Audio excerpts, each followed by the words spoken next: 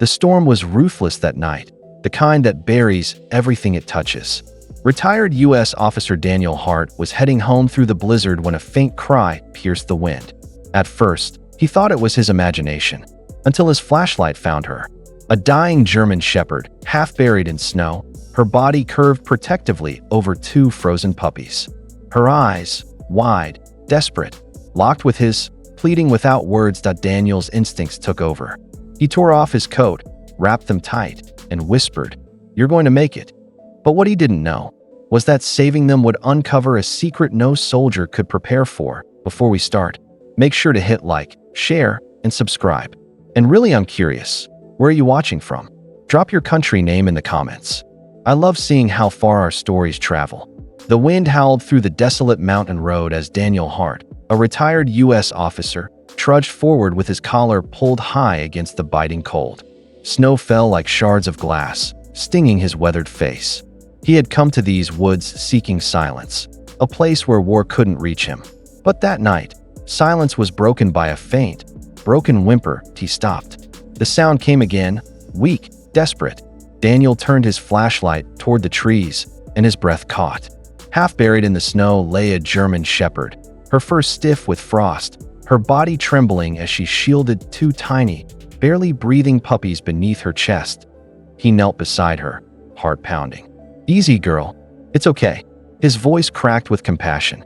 The dog tried to lift her head, her eyes glazed with exhaustion, yet filled with pleading trust. Daniel stripped off his jacket, wrapped them close, and whispered, "You're safe now."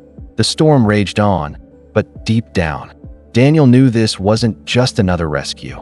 It was destiny reaching out through the snow. That he didn't realize it then. But saving them that night would lead him into a mystery far beyond anything he had ever faced before. Daniel pushed through the storm, clutching the trembling German shepherd and her fragile puppies against his chest.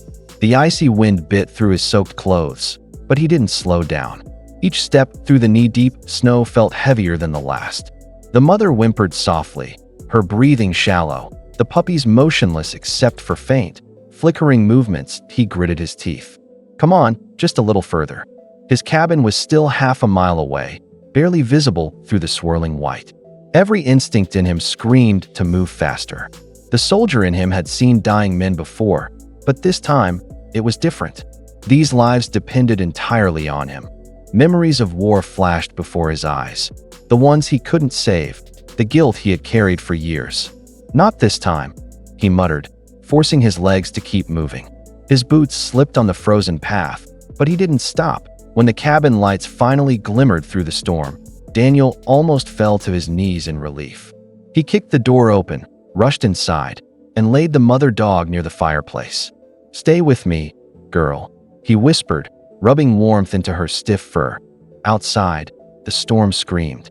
Inside, the real fight for life had just begun. The cabin creaked under the weight of the storm, but inside, a fragile warmth began to flicker back to life. Daniel tossed wood into the fireplace, the flames dancing to his desperation. He wrapped the German shepherd in a thick blanket and rubbed her fur with trembling hands, trying to stir life back into her. The two puppies lay beside her, limp but breathing, barely. "Come on, little ones," he whispered, placing them closer to the fire. He grabbed an old towel, drying them carefully, his breath fogging the air. The mother dog's chest rose and fell unevenly, her eyes half closed, as though she were fading. Daniel leaned close. "You've made it this far. Don't give up now." He found a small bowl, filled it with warm milk, and held it near the puppies' mouths. One twitched, then another, weakly licking at the milk. Relief flooded through him, a spark of life. The mother's ear twitched too, her tail moving slightly.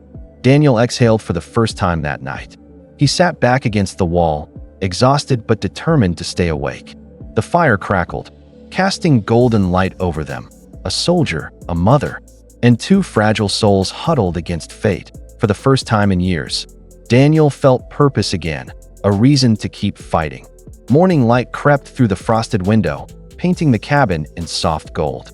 Daniel stirred awake in his chair, a blanket still draped around his shoulders. The storm had quieted, replaced by the steady rhythm of breathing, not just his own, but theirs. He looked toward the fireplace and froze. The mother dog was sitting upright now, weak but alert, her eyes following his every move. "You're awake," he murmured, a smile tugging at his tired face. She tilted her head, as if recognizing his voice. The two puppies were nestled close to her belly, their tiny bodies moving with faint whimpers. They were alive. Daniel checked her wounds, deep cuts, frostbite along her legs. Yet somehow, the bleeding had stopped overnight. He cleaned her gently, whispering reassurances. But then, something strange caught his attention. The puppy's eyes, still barely open, reflected a faint shimmer when they turned toward the light. Not ordinary blue or brown, but something deeper, almost golden. He frowned, leaning closer. "What in the world?"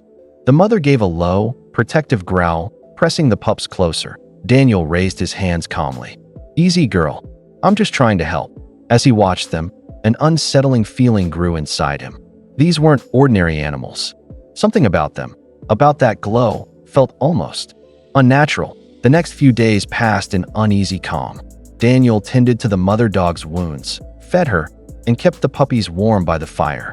They were growing fast, too fast. Within a week, their eyes had fully opened, gleaming with that same strange golden hue.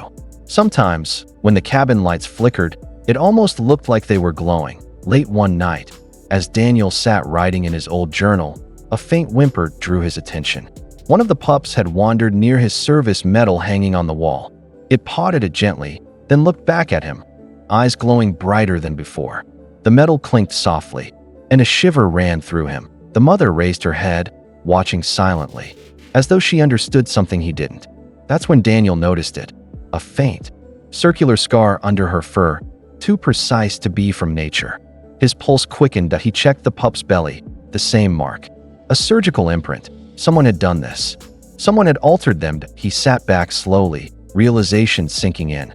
"You weren't just abandoned," he whispered, voice trembling. "You were part of something." Outside, the wind howled again, but this time, it didn't sound natural at all. Days later, Daniel received a call from the local vet he'd contacted in secret. The scans confirmed what he already feared. The dogs carried something extraordinary in their DNA, something engineered.